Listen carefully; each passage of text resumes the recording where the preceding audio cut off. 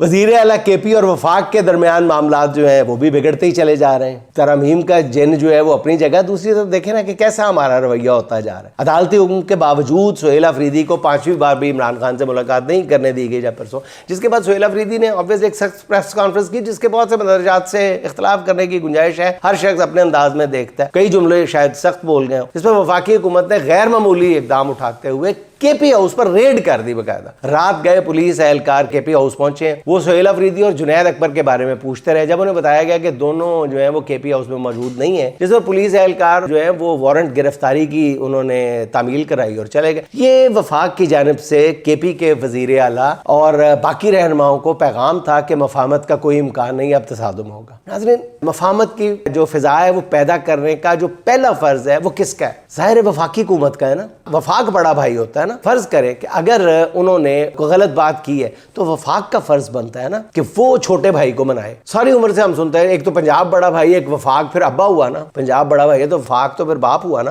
तो बाप का फर्ज बनता है ना कि अगर वो कोई ऐसी बात हो गई है तो वो फिर समझाए। ये समझाने का कौन सा तरीका है? आधी रात के वक्त इस्लामाबाद में अपने घर में बाप अपने घर में आए हुए बेटे को गिरफ्तार करवा दे, ऐसे ही है ना।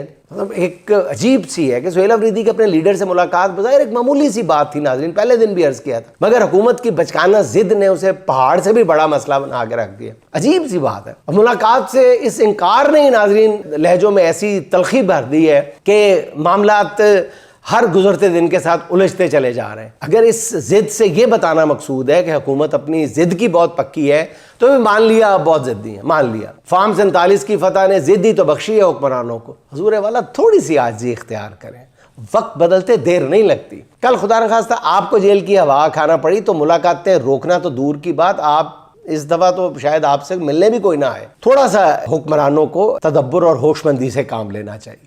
वफाकी हुकूमत का बहुत ज्यादा फर्ज बनता है कि मामलात को बिगड़ने से बचाया जा सके।